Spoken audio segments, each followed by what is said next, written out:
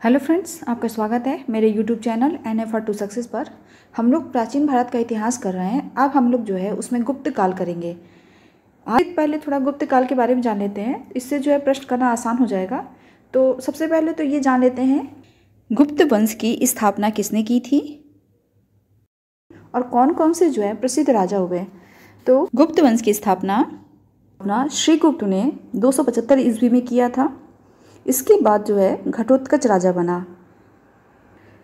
गुप्त वंश का वास्तविक संस्थापक चंद्रगुप्त प्रथम को माना जाता है। ठीक है, इसकी जो अवधि थी 319 से 335 ईस्वी तक थी। ठीक है, तो चंद्रगुप्त प्रथम के बाद जो है समुद्रगुप्त आता है। समुद्रगुप्त की जो समयावधि है वो 335 से 375 ईस्वी तक है। ठीक है, उसके बाद जो है रामगुप्त आता है। तो रामगुप्त के बारे में तो ज़्यादा लोगों को जानकारी नहीं है, तो एक बहुत ही इंटरेस्टिंग स्टोरी है। तो रामगुप्त पर शकों का आक्रमण होता है, जिसमें जो है एक संधि होती है। संधि के अनुसार जो है रामगुप्त को अपनी पत्नी ध्रुव स्वामिनी को शक के सैन्यकक्ष में भेजना होता है। उस समय जो है शक राजा होता है रुद्र सिंह तृतीय। तो चंद्रगुप्त ने जो है रामगुप्त से कहता है कि के सैन्यकक्ष में ना भेजें। चंद्रगुप्त द्वितीय जो है वो स्त्री का वेश धारण करके शक के सैन्यकक्ष में जाता है और वहाँ पर रुद्र सिंह तृतीय को जो है वो मार डालता है। उसके बाद जो है वो रामगुप्त को भी मार देता है और अपनी भाभी मतलब ध्रुव स्वामिनी से जो है विवाह कर लेता है। तो चंद्रगुप्त द्वितीय की कई रानियाँ थी, इसमें से जो एक ध्रुव स्वामिनी है, कुबेर नागा है। ठीक है, और समुद्रगुप्त की पत्नी का नाम कुमार दत्ता देवी था। चंद्रगुप्त प्रथम की पत्नी का नाम कुमार देवी था। ठीक है, तो ये सब याद रखने वाला फैक्ट है। इसके बाद रामगुप्त के बाद जो है राजा बनता है चंद्रगुप्त द्वितीय, जिसकी जो समयावधि होती है 375 से 415 ईस्वी होती है। उसके बाद जो है कुमार गुप्त महेंद्रादित्य राजा बनता है, जो कि 415 से 455 ईस्वी तक हो रहता है। स्कंदगुप्त का जो समय था वो 455 से 467 ईस्वी तक था। स्कंदगुप्त के समय ही जो है हूणों का आक्रमण हुआ था खुशनवाज के नेतृत्व में। स्कंदगुप्त से हूण जो है बुरी तरह पराजित हुए। इसके 30 साल बाद फिर हूणों का आक्रमण हुआ था तोड़माड़ के नेतृत्व में। ठीक है, प्रयाग प्रशस्ति के लेखक जो है हरिशरण थे और ये संस्कृत भाषा में लिखी गई है। इसकी जो शैली थी वो चंपू थी। चंपू से गद्य और पद्य का मिश्रण होता है। इसकी लिपि जो थी ब्राह्मी थी। प्रयाग प्रशस्ति है वो मूल रूप से कौशाम्बी में स्थित थी। ये अशोक स्तंभ लेख है। इस पे जो है जहांगीर का भी उल्लेख है, बिरबल का भी उल्लेख है। थोड़ा सा हम लोग जो है वाकाटक वंश के भी बारे में जान लेते हैं। तो वाकाटक वंश की स्थापना जो हुई थी वो विंध्य शक्ति के द्वारा की गई थी और इनकी जो राजधानी थी वो नंदीवर्धन या नागपुर थी। ठीक है, वाकाटक वंश के कुछ प्रतापी राजा हुए हैं, जैसे प्रवर सिंह प्रथम, जिनका शासनकाल था 275 से 335 ईस्वी। इन्होंने जो है 4 अश्वमेध किए थे, एक वाजपेयी यज्ञ किया था, एक सोम यज्ञ भी किया था इन्होंने। और इसके जो दूसरे प्रतापी शासक हुए हैं वो रुद्रसेन द्वितीय हुए हैं 385 से 390। और इनकी का जो विवाह है वो प्रभावती गुप्त से हुआ था। प्रभावती गुप्त जो है चंद्रगुप्त द्वितीय की पुत्री थी। ठीक है, वाकाटकों की सहायता पाने के लिए चंद्रगुप्त द्वितीय ने अपनी पुत्री का विवाह रुद्रसेन द्वितीय से कर दिया था। तो रुद्रसेन द्वितीय का जो कार्यकाल था 385 से 390 था, केवल 5 वर्ष था। इसके बाद जो है इनकी मृत्यु के बाद इनकी जो पत्नी थी प्रभावती गुप्त, उन्होंने जो है 13 वर्षों तक शासन किया। ठीक है, और इसके बाद जो प्रवरसेन द्वितीय हुए वो उन्होंने जो है प्रवरपुर नामक नई राजधानी बनाई थी। सेतुबंध नामक ग्रंथ की रचना की थी। चलिए प्रश्नों को हल करते हैं। प्रश्न नंबर 1, गुप्त वंश ने डैश अवधि में शासन किया। ऑप्शन नंबर ए है 319 से 500 ईस्वी। ऑप्शन नंबर बी है 319 से 324 ईस्वी। ऑप्शन नंबर सी है 325 से 375 ईस्वी। ऑप्शन नंबर डी है 566 से 597 ईस्वी।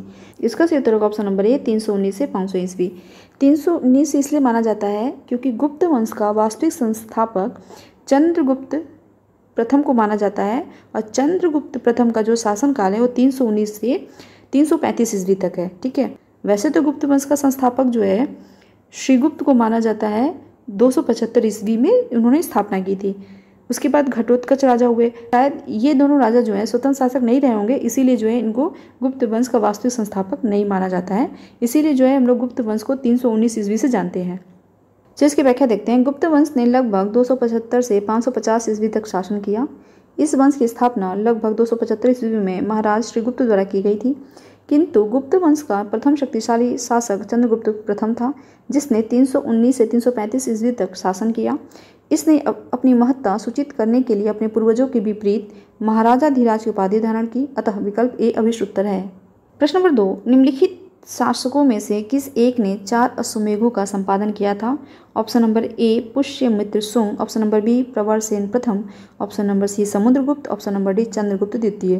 तो इसका सही उत्तर होगा ऑप्शन नंबर बी प्रवरसेन प्रथम। प्रवरसेन प्रथम ने 4 अश्वमेधों का संपादन किया था। जिसकी व्याख्या देखते हैं। वाकाटक शासक प्रवरसेन प्रथम ने 4 अश्वमेध यज्ञों का संपादन किया। इसके साथ ही उसने अनेक वैदिक यज्ञ भी किए। इसी वंश के शासक प्रवरसेन द्वितीय की रुचि साहित्य में थी।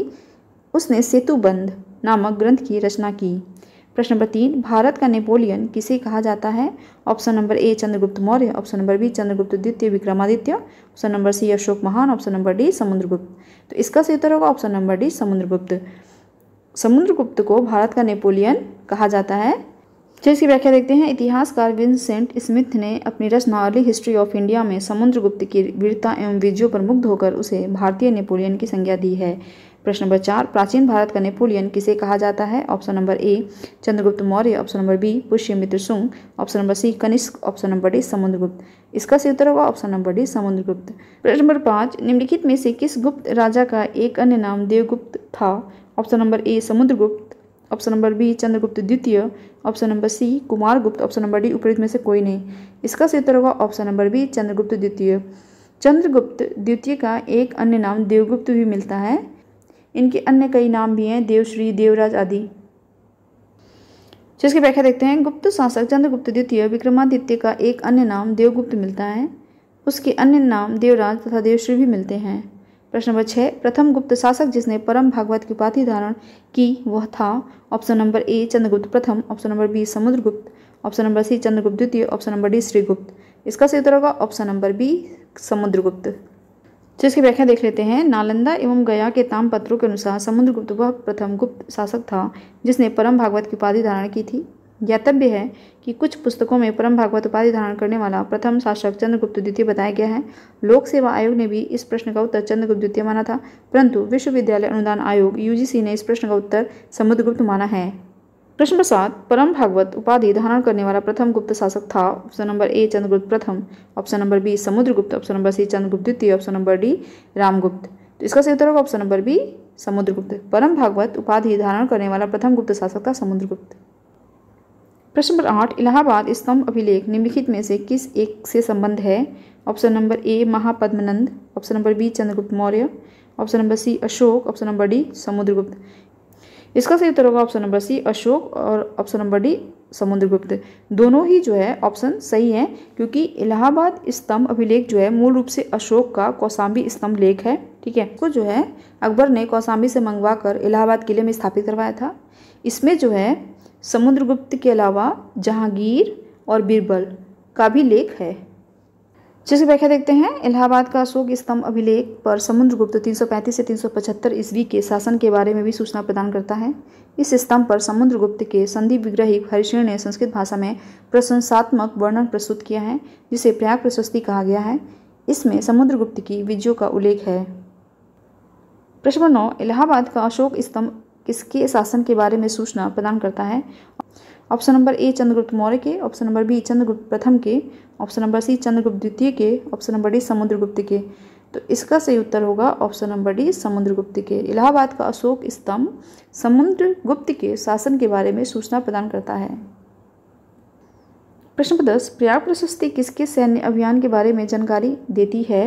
ऑप्शन नंबर ए चंद्रगुप्त प्रथम, option number B Samudragupta, option number C Chandragupta द्वितीय, ऑप्शन नंबर डी कुमारगुप्त।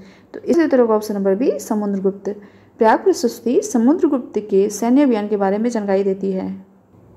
प्रश्न नंबर 11, समुद्रगुप्त के प्रयाग प्रशस्ति में कौशल के शासक का क्या नाम था? Option number A Shivagupta, option number B Someshwar Dev, option number C Mahendra, option number D Mahipal, option number E इनमें से कोई नहीं। तो इसका सही उत्तर होगा option number C Mahendra.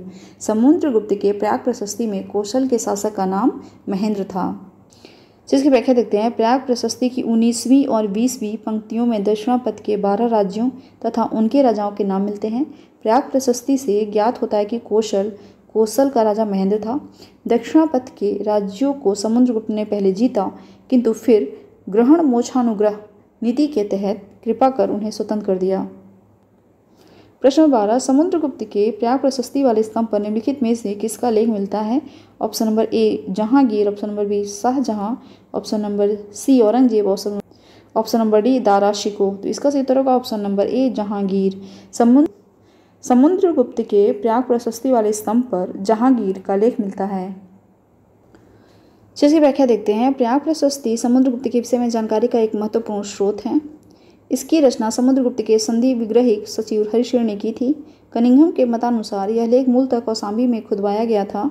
Akbar ने इसे कौशाम्बी से मंगाकर इलाहाबाद के किले में स्थापित करवाया। इस पर जहांगीर का एक लेख, रानी का अभिलेख एवं अशोक द्वारा कौशाम्बी के महामात्रों को संघ भेद रोकने के लिए निर्देश भी उत्कीर्ण है। प्रश्न नंबर 13 पृथिव्या प्रथम वीर उपाधि थी। ऑप्शन नंबर ए समुद्रगुप्त की, ऑप्शन नंबर बी राजेंद्र प्रथम की, ऑप्शन नंबर सी अमोघ वर्ष की, ऑप्शन नंबर डी गौतमी पुत्र सातकर्णी की। तो इसका सही उत्तर होगा ऑप्शन नंबर ए समुद्रगुप्त की। पृथिव्या प्रथम वीर उपाधि है समुद्रगुप्त की। इसका अर्थ होता है पृथ्वी का प्रथम वीर। चलिए इसकी व्याख्या देखते हैं। इतिहासकार तेज राम शर्मा ने अपनी पुस्तक a political history of the imperial Gupta's में उल्लेख किया है कि समुद्रगुप्त ने अश्वमेघ यज्ञ किया, जिसके बाद उसने पृथिव्यामा प्रतिरथ की उपाधि धारण की, जिसका अर्थ है ऐसा व्यक्ति जिसका पृथ्वी पर कोई प्रतिद्वंदी न हो, पृथ्वी का प्रथम वीर। उत्तर प्रदेश लोक सेवा आयोग ने अपने संशोधित उत्तर पत्रक में इस प्रश्न को मूल्यांकन से बाहर कर दिया था। प्रश्न नंबर 14 निम्नलिखित कथन पढ़िए। कथन 1 है हरिशेन समुद्रगुप्त के दरबार का प्रसिद्ध कवि था। कथन 2 है उसने देवी चंद्रगुप्तम महाकाव्य की रचना की। हरिशेन समुद्रगुप्त के दरबार का प्रसिद्ध कवि था, ये सही है। हरिशेन ने देवी चंद्रगुप्तम महाकाव्य की रचना नहीं की थी। देवी चंद्रगुप्तम महाकाव्य की रचना विशाख दत्त ने की थी, और विशाख दत्त ने देवी चंद्रगुप्तम नाटक में रामगुप्त के बारे में लिखा है, और जो मैंने आपको पहले वो रामगुप्त की स्टोरी बताई थी वो इसी में वर्णित है। कथन 3 है वह प्रयाग प्रशस्ति का भी रचयिता था। तो वह मतलब हरिशेन जो है प्रयाग प्रशस्ति का भी रचयिता था, ये सही है। तो पहला सही है और तीसरा सही है, ठीक है, दूसरा वाला गलत था। तो चलिए ऑप्शन देख लेते हैं। ऑप्शन नंबर डी जो है 1 एवं 3 सही है। जिसकी व्याख्या देख लेते हैं। इलाहाबाद स्तंभ पर समुद्रगुप्त के संधि विग्रहिक एवं कवि हरिशेन ने संस्कृत भाषा में प्रशंसात्मक वर्णन प्रस्तुत किया है, जिसे प्रयाग प्रशस्ति कहा गया है। इसमें समुद्रगुप्त की विजयों का उल्लेख है। देवी चंद्रगुप्तम नाटक की रचना विशाख दत्त ने की है। इससे गुप्त वंशी शासक रामगुप्त के विषय में सूचनाएं प्राप्त होती हैं। अतः स्पष्ट है कि कथन 1 और 3 सत्य है, जबकि कथन 2 असत्य है। प्रश्न 15 सूची 1 को सूची 2 से सम्मिलित कीजिए। नीचे दिए गए कूटों में सही उत्तर का चयन कीजिए। सूची 1 दक्षिण भारत के समुद्रगुप्त के समकालीन नरेश। सूची 2 उनके राज्य। ए धनंजय, उसके सामने दिया है अवमुक्त। बी नीलराज, उसके सामने दिया है कांची। सी उग्रसेन, उसके सामने दिया है कुस्तुलपुर। डी विष्णुगोपा, उसके सामने दिया है पालक्का। तो चलिए मैच कर देते हैं। धनंजय को जो है कुस्तुलपुर से मिला देते हैं, नीलराज को अवमुक्त से मिला देते हैं, उग्रसेन को पालक्का से और विष्णुगोपा को कांची से। सही ऑप्शन बनेगा ए का 3, बी का 1, सी का 4 और डी का 2। तो 3 1 4 2, 3 1 4 2 जिस ऑप्शन में होगा वही हमारा सही उत्तर होगा। चलिए ऑप्शन देख लेते हैं। ऑप्शन नंबर सी देखिए 3 1 4 2, तो जो है हमारा सही उत्तर हो जाएगा ऑप्शन नंबर सी 3 1 4 2। चलिए व्याख्या देख लेते हैं। धनंजय कुस्तुलपुर, नीलराज अवमुक्त, उग्रसेन पालक्का, विष्णुगोपा कांची। प्रश्न नंबर 16 दिल्ली की कुव्वत उल इस्लाम मस्जिद के प्रांगण में उन्नत प्रसिद्ध लौह स्तंभ किसकी स्मृति में। Option number A Ashok, option number B Chandra, option number C Harsh, option number D Anangpal. इसका सही उत्तर होगा ऑप्शन नंबर बी चंद्र। इसकी व्याख्या देख लेते हैं। दिल्ली में मेहरौली नामक स्थान से मेहरौली लौह स्तंभ लेख प्राप्त हुआ है, जो वर्तमान में कुतुब मीनार के समीप है। इसमें चंद्र नामक किसी राजा की उपलब्धियों का वर्णन किया गया है, जिसका समीकरण गुप्त वंशी शासक चंद्रगुप्त द्वितीय से किया जाता है। एक मान्यता के अनुसार लगभग 410 ईस्वी में चंद्रगुप्त द्वितीय विक्रमादित्य के समय में मेहरौली लौह स्तंभ उदयगिरी पहाड़ियों के पास विष्णुगिरी में स्थित था। चंद्रगुप्त द्वितीय विष्णु का उपासक था। भगवान विष्णु के सम्मान में ही उसने इस लौह स्तंभ का निर्माण कराया था। इस स्तंभ के शीर्ष भाग पर भगवान विष्णु के वाहन गरुड़ का चिन्ह अंकित था। प्रश्न 17, कौन सा राजवंश हूणों के आक्रमण से अत्यंत विचलित हुआ? Option number A Maurya, option number B Kushan, option number C Gupta, option number D song. तो इसका सही उत्तर होगा ऑप्शन नंबर सी गुप्त। गुप्त राजवंश हूणों के आक्रमण से अत्यंत विचलित हुआ। उस समय हूणों का जब प्रथम आक्रमण हुआ था तो उस समय जो है गुप्त शासक थे स्कंद गुप्त, उन्होंने जो है हूणों को बुरी तरीके से पराजित किया था। चलिए व्याख्या देखते हैं। हूणों का पहला भारतीय आक्रमण गुप्त सम्राट स्कंदगुप्त के शासनकाल में हुआ तथा स्कंदगुप्त के हाथों वे बुरी तरह परास्त हुए। यह आक्रमण एक धावा मात्र रहा और देश के ऊपर इसका कोई तात्कालिक प्रभाव नहीं पड़ा, किंतु परोक्ष रूप से इसने गुप्त साम्राज्य के पतन की गति को तेज कर दिया। स्कंदगुप्त की मृत्यु के बाद 5वीं शताब्दी ईस्वी के अंत तथा 6ठी शताब्दी ईस्वी के प्रारंभ में उत्तर पश्चिम के कई क्षेत्रों पर हूणों ने कब्जा कर लिया था। प्रश्न 18, हूणों ने भारत पर आक्रमण किया था। ऑप्शन नंबर ए चंद्रगुप्त द्वितीय के शासनकाल में, ऑप्शन नंबर बी कुमारगुप्त प्रथम के शासनकाल में, ऑप्शन नंबर सी स्कंदगुप्त के शासनकाल में, ऑप्शन नंबर डी बुद्धगुप्त के शासनकाल में। तो इसका सही उत्तर होगा ऑप्शन नंबर सी स्कंदगुप्त के शासनकाल में। प्रश्न नंबर 19, निम्नलिखित में से किस गुप्त शासक ने हूणों पर विजय प्राप्त की? ऑप्शन नंबर ए चंद्रगुप्त द्वितीय, ऑप्शन नंबर बी कुमारगुप्त प्रथम, option number C Skandagupta, option number D Bhanugupta. तो इसका सही उत्तर होगा ऑप्शन नंबर सी स्कंदगुप्त। प्रश्न नंबर 20, गुप्त सम्राट जिसने हूणों को पराजित किया थे? Option number A Samudragupta, option number B Chandragupta द्वितीय, option number C Skandagupta, option number D Ramagupta. तो इसका सही उत्तर होगा ऑप्शन नंबर सी स्कंदगुप्त। प्रश्न नंबर 21, इनमें से किस गुप्त शासक ने हूणों को पराजित किया था? Option number A Samudragupta, option number B Chandragupta द्वितीय, option number C Kumaragupta, option number D Skandagupta. तो इसका सही उत्तर होगा ऑप्शन नंबर डी स्कंदगुप्त। प्रश्न नंबर 22, किस अभिलेख से ज्ञात होता है कि स्कंदगुप्त ने हूणों को पराजित किया था? ऑप्शन नंबर ए भीतरी स्तंभ लेख, ऑप्शन नंबर बी इलाहाबाद स्तंभ लेख, ऑप्शन नंबर सी मंदसौर अभिलेख, ऑप्शन नंबर डी उदयगिरी अभिलेख। तो इसका सही उत्तर होगा ऑप्शन नंबर ए भीतरी स्तंभ लेख। भीतरी स्तंभ लेख जो है स्कंदगुप्त का लेख है, इसमें ही वर्णित है कि स्कंदगुप्त ने हूणों को पराजित किया था। गुप्त काल के अभिलेख है, वो कल वाले वीडियो में हम आपको करा देंगे। चीज़ की व्याख्या देखते हैं। उत्तर प्रदेश के गाजीपुर जिले में सैदपुर तहसील में भीतरी नामक स्थान से भीतरी स्तंभ लेख मिलता है। इसमें पुष्यमित्रों और हूणों के साथ स्कंदगुप्त के युद्ध का वर्णन मिलता है। उल्लेखनीय है कि हूणों का पहला भारतीय आक्रमण गुप्त सम्राट स्कंदगुप्त के शासनकाल में हुआ, जिसमें वे स्कंदगुप्त से बुरी तरह पराजित हुए थे। प्रश्न नंबर 23, गुप्त साम्राज्य के पतन के विभिन्न कारण थे। निम्नलिखित कथनों में से कौन सा कारण नहीं था? ऑप्शन नंबर ए हूण आक्रमण, ऑप्शन नंबर बी प्रशासन का सामंती ढांचा, ऑप्शन नंबर सी उत्तरवर्ती गुप्तों का बौद्ध धर्म स्वीकार करना, ऑप्शन नंबर डी अरब आक्रमण। तो इसका सही उत्तर होगा ऑप्शन नंबर डी अरब आक्रमण। गुप्त साम्राज्य के पतन के विभिन्न कारण थे, इसमें से जो है अरब आक्रमण जो है कारण नहीं था। ठीक है, नहीं बताना था, तो यही वो सही हो जाएगा, उत्तर हो जाएगा। पूर्व गुप्त शासक हुए जो वैष्णव धर्म छोड़कर बौद्ध धर्म ग्रहण कर लिए, इस वजह से भी एक कारण था गुप्त साम्राज्य के पतन का। गुप्त वंश का अंतिम शासक विष्णुगुप्त था। व्याख्या देखते हैं। गुप्त साम्राज्य के पतन के प्रश्नगत कारणों में से अरबों का भारत पर आक्रमण इसके लिए उत्तरदायी नहीं था। भारत पर अरब आक्रमण गुप्तों के पतन के बहुत बाद पूर्व मध्यकाल में हुआ था। प्रश्न नंबर 24, शक विजेता किसे जाना जाता है? ऑप्शन नंबर ए चंद्रगुप्त प्रथम, option number B Samudragupta, option number C Chandragupta द्वितीय, ऑप्शन नंबर डी कुमारगुप्त। तो इसका सही उत्तर होगा ऑप्शन नंबर सी चंद्रगुप्त द्वितीय। चंद्रगुप्त द्वितीय शक विजेता थे और इसके उपलक्ष्य में उन्होंने जो है शकारी उपाधि धारण की थी। शक विजय के उपलक्ष्य में चंद्रगुप्त द्वितीय ने चांदी का सिक्का चलवाया था, जिसे जो है रूपक कहा जाता था। चीज़ की व्याख्या देखते हैं। गुप्त सम्राट चंद्रगुप्त द्वितीय विक्रमादित्य को शक विजेता कहा गया है।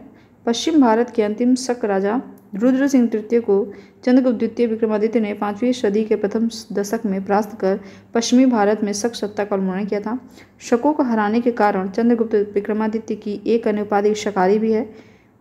उसने इस उपलक्ष्य में चांदी के सिक्के भी चलाए। प्रश्न 25, रजत सिक्के जारी करने वाला प्रथम गुप्त शासक था। ऑप्शन नंबर ए चंद्रगुप्त प्रथम, option number B Samudragupta, option number C Chandragupta द्वितीय, ऑप्शन नंबर डी कुमारगुप्त। इसका सही उत्तर होगा ऑप्शन नंबर सी चंद्रगुप्त द्वितीय। रजत सिक्के जारी करने वाला प्रथम गुप्त शासक था चंद्रगुप्त द्वितीय। चलिए व्याख्या देखते हैं। रजत सिक्के जारी करने वाला प्रथम गुप्त शासक चंद्रगुप्त द्वितीय विक्रमादित्य था, जिसको गुप्त काल में रूपक कहा जाता था। चंद्रगुप्त द्वितीय ने शक मुद्राओं के ही अनुकरण पर रजत मुद्राओं को उत्कीर्ण करवाया। इस प्रकार विकल्प सी सही उत्तर है। चलिए आज के लिए इतना ही रहने देते हैं, नहीं तो वीडियो काफ़ी लंबा हो जाएगा। अगर आपको मेरा वीडियो पसंद आया तो मेरे वीडियो को लाइक ज़रूर कर दीजिए। अगर नहीं पसंद आ रहा है तो डिसलाइक कर दीजिए। क्या हो तो अपने दोस्तों के साथ ज़्यादातर शेयर कर दीजिए। अगर आप मेरे चैनल पर पहली बार आए तो मेरे चैनल को सब्सक्राइब कर लीजिए। Thanks for watching. Good bye.